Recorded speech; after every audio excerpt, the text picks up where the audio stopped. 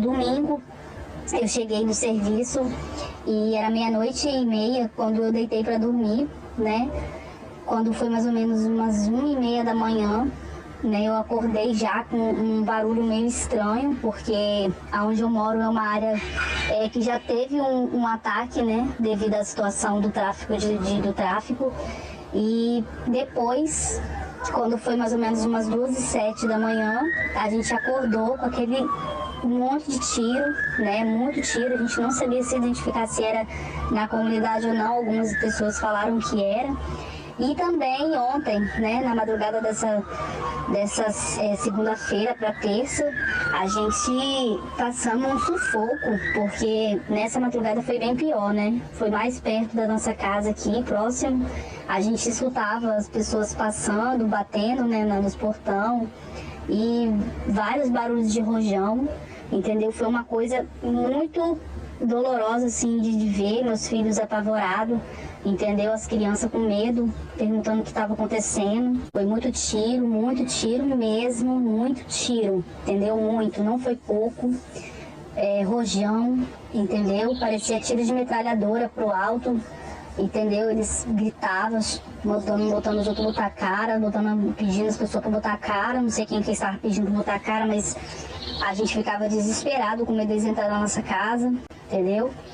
Inclusive parece que entraram em casa de outros moradores aqui para cima. E é isso, entendeu? A gente pede segurança, a gente pede ajuda, a gente pede acolhimento, entendeu? A gente pede socorro. A comunidade da Piedade pede socorro. Que relato, né? Vamos acompanhar o que os moradores ouviram durante a madrugada no Morro da Piedade. Foram muitos tiros realmente.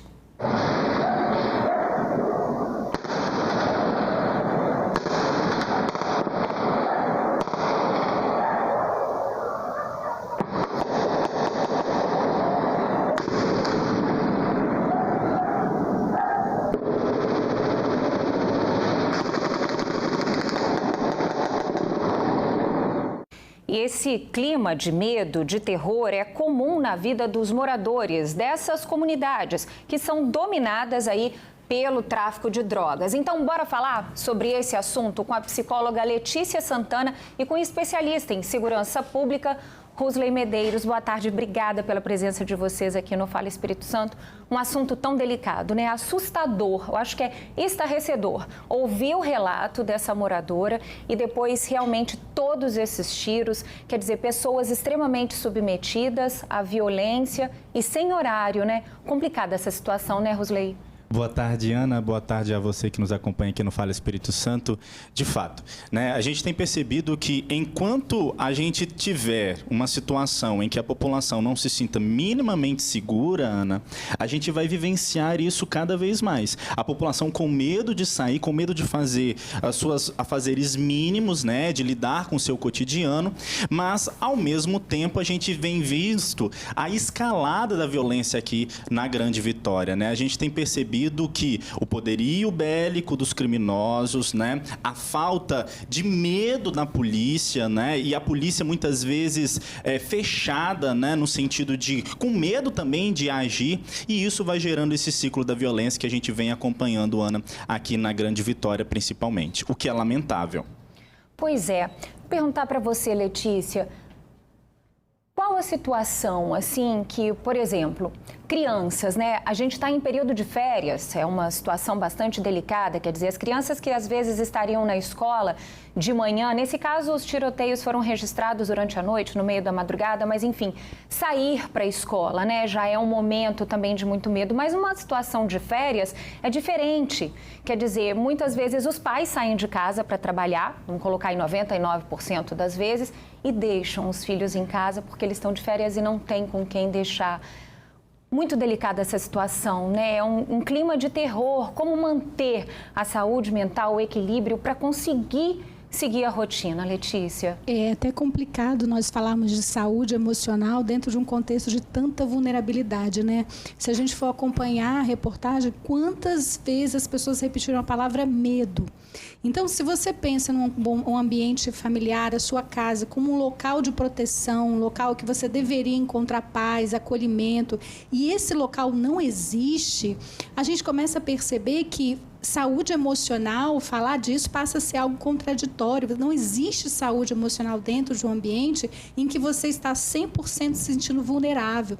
Então, a situação de hipervigilância, a situação de necessidade de proteção é muito grande. Quando se refere à criança, mais ainda, que a gente percebe que é uma faixa etária que, por si só, já está vulnerável, né? Então, é algo que não extrapola a questão pública, extrapola a questão econômica, é algo assim realmente de uma saúde do futuro de uma geração que está vindo, né? Então realmente é uma situação muito triste e muito delicada. Inclusive o relato dessa moradora, né? Essa moradora que falou, enfim, ela tem um filho de 7 anos de idade, diz que vive em pânico, ele não consegue ouvir um barulho, alguma coisa, que logo ele já perde todo aquele controle emocional que uma criança já não tem, né?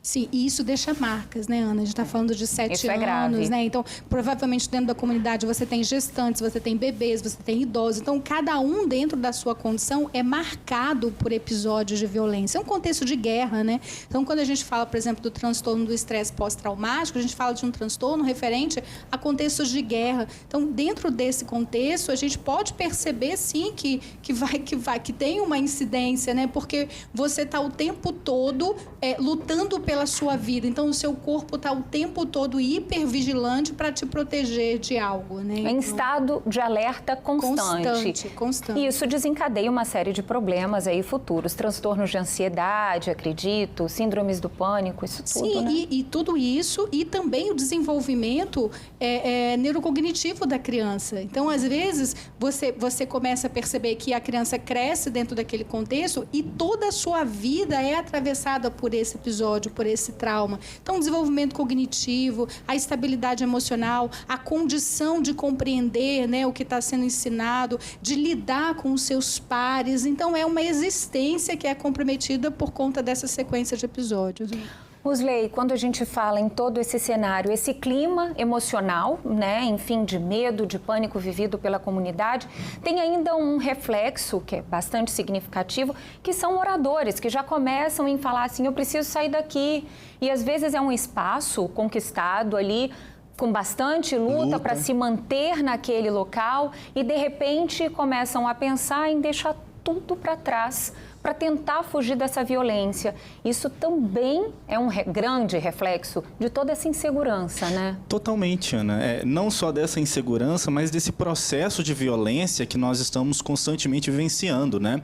Nós chamamos, na abordagem da sociologia da violência, da própria psicologia da violência, de normose, né? A pessoa meio que vai se acostumando com essa situação trágica, né? Então, quando você deixa a sua residência, Ana, você também está deixando o seu sentimento de pertencimento àquela realidade. E aí, quando você vai para um outro local, o ciclo da violência vai continuando, né? Então, você sai, você deixa aquele local, por quê? Por uma influência do tráfico, por uma influência da própria violência, do disparos de armas de fogo. E aí, quando você vai para um outro local, você já não mais se sente pertencente. E aí, o ciclo da violência, ele continua. E isso vai gerando cada vez mais. Então, a gente sempre tem que pensar em 2 momentos. A violência hoje e a violência gerada a partir de hoje que vai ser aumentada lá na frente.